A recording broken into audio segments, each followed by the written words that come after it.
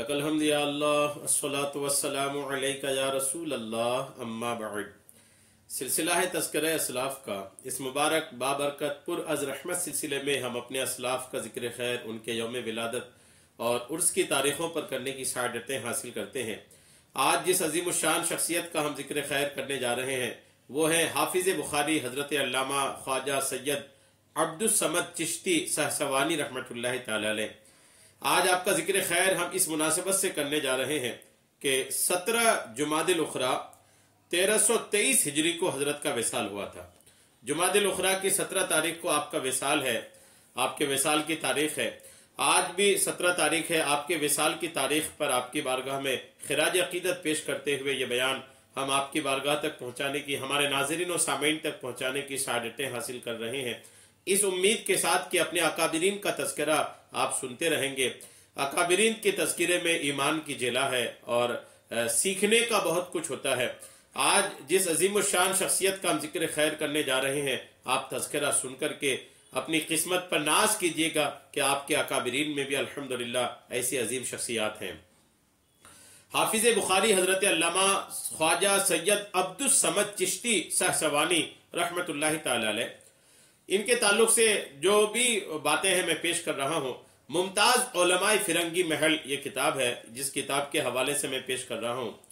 ताजुल फहूल मौलाना अब्दुल कादिर उस्मानी कादरी बदायूनी के अरशद तलामज़ा में थे, यानी ताजुल फहूल के तलामज़ा में से थे। ताजुल फहूल ये हम असर आला हजरत हैं, आला हजरत के हम जमाना एक अजीम शान शख्सियत का नाम है।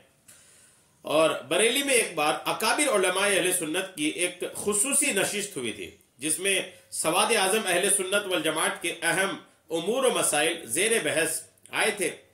तंजीमी उमूर पर तबादला ख्याल हुआ, इस्लाह नदवा पर खुसूसी गुफ्तगू हुई। गौर व खौज के बाद मजलिस उलमाए अहले सुन्नत की तश्कील हुई।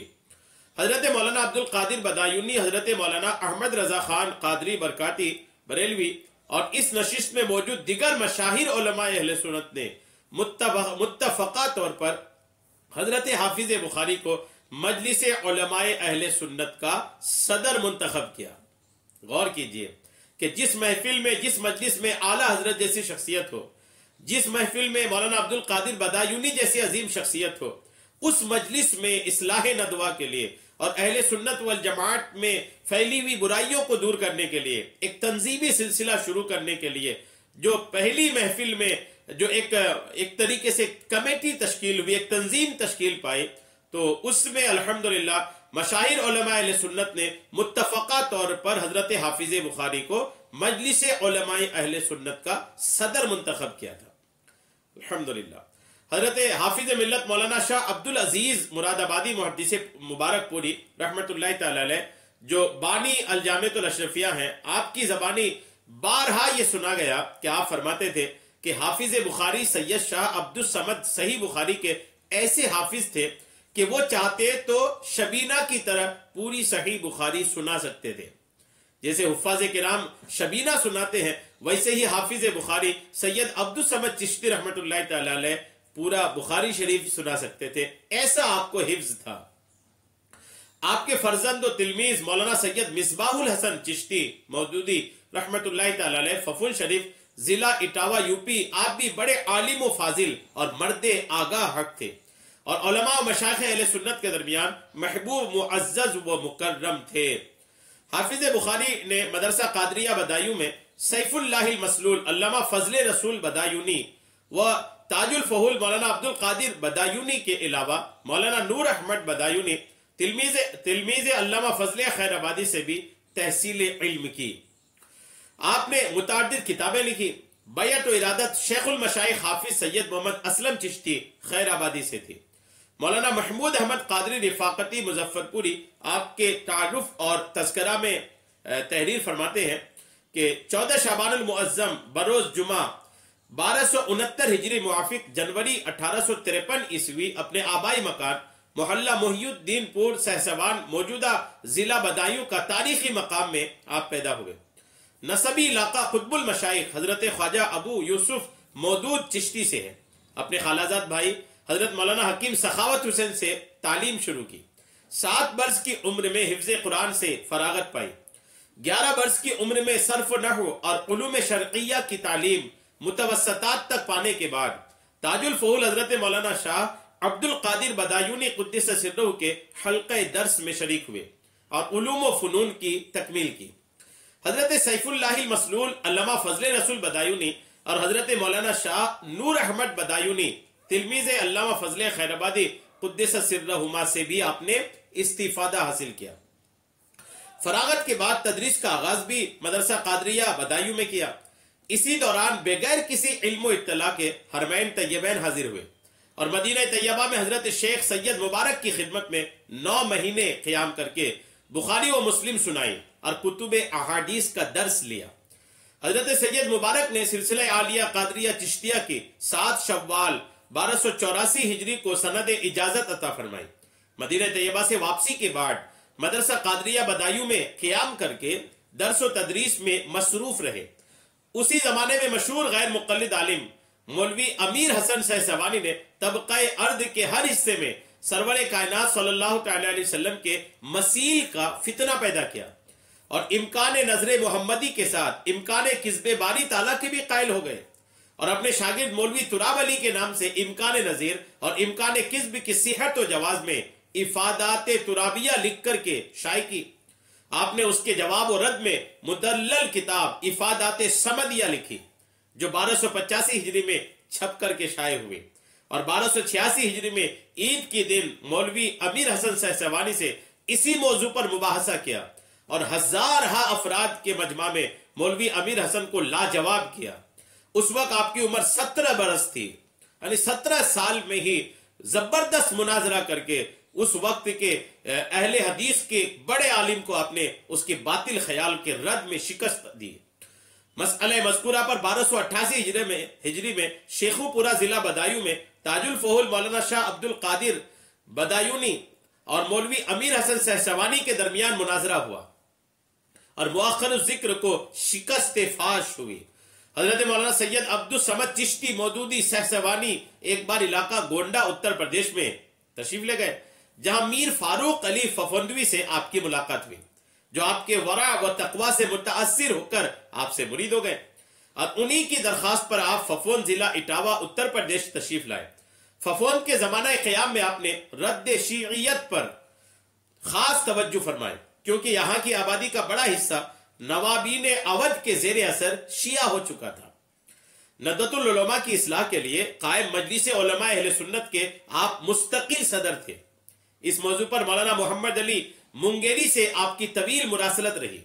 11 برس کی عمر میں اپنے خالہ زاد بھائی حکیم سخاوت حسین انصاری کی رہنمائی میں حضرت مولانا شاہ محمد اسلم خیر آبادی سے سلسلہ عالیہ چشتیہ میں مرید ہوئے اور 19 برس کی عمر میں آپ کو اجازت و خلافت حاصل ہوئی۔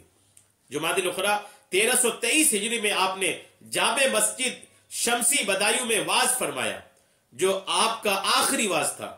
واز میں انداز بیان و استدلال حضرت تاج الفہول کی طرح تھا۔ کبھی کبھی آپ کا واز سن کر لوگوں کو اس کا دھوکہ ہو جاتا کہ حضرت تاج الفہول واز و بیان فرما رہے ہیں۔ مذکورہ واز جمادی الاخری 1323 ہجری کے پہلے ہفتے میں ہوا تھا۔ ایک محفل میلاد میں شرکت کے لیے بدایوں سے ففوند آئے۔ 18 جمادی الاخری 1323 ہجری کو اٹاوا میں محفل میلاد شریف ہونے والی تھی۔ آپ کے ساتھ حکیم مومن سجاد بھی تھے۔ ففوند اسٹیشن پر اچانک حالت غیر ہوئی، کسی طرح آپ کو قصہ ففوند لایا گیا۔ 17 جمادی الاخری کا دن گزار کر 11 بجے شب آپ واصل بحق ہوئے۔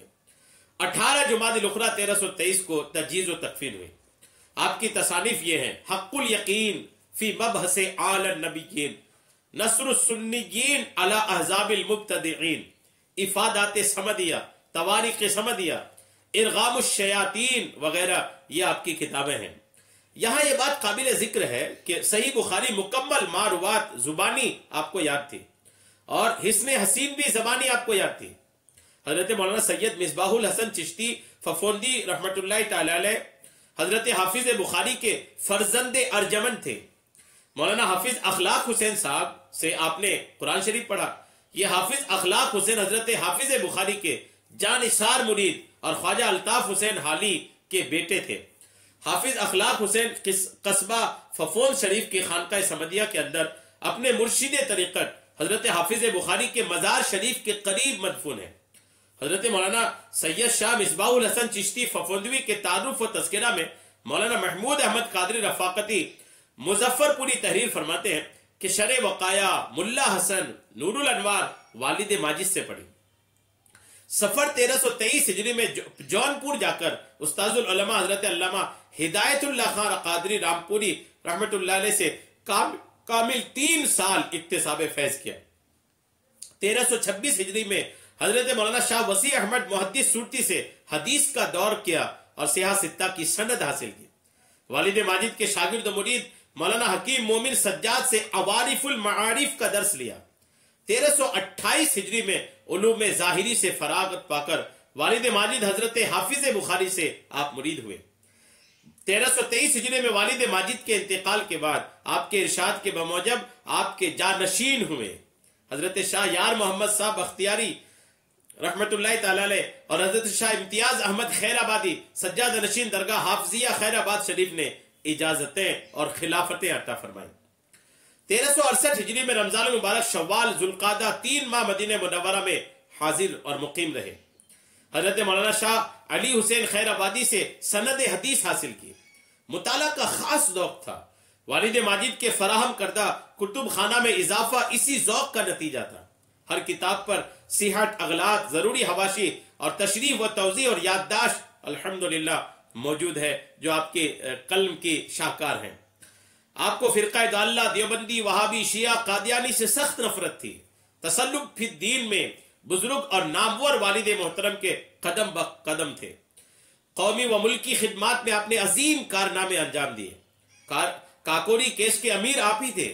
حضرت مولانا حسرت موہانی حضرت مولانا شاہ عبد القدیر بدایونی سے خصوصی تعلقات و روابط تھے۔ مصباح تخلص فرماتے تھے۔ کلام عربی فارسی اردو تینوں زبانوں میں ہے۔ سوز و گداز بلندی روانی خصوصیت کلام ہے الحمدللہ۔ آپ سن رہے ہیں خواجہ عبدالصمد چشتی رحمت اللہ تعالی علیہ کو۔ یہ عظیم الشان شخصیت کا تذکرہ ہوا اور آپ کے ہی ذکر سے متصل آپ کے شہزادے خواجہ مصباح الحسن چشتی ففوندوی رحمت اللہ علیہ کا بھی مختصر تذکرہ ہوا۔ اتنے عظیم الشان شخصیت ہیں، بخاری شریف کے مکمل حافظ تھے۔ اللہ تبارک و تعالیٰ کی بارگاہ میں دعا ہے کہ خصوصی طور پر 17 جمادی الاخری جو عرس کی تاریخ ہے، مولا جوتو رحمتیں اپنے اس محبوب بندے کے مزار پاک پر نازل فرماتا ہے، اس سے ہم سب کو ہمارے ناظرین و سامعین کو بھی حصہ عطا فرما، آمین بجاہ النبی الامین صلی اللہ تعالی علیہ وسلم۔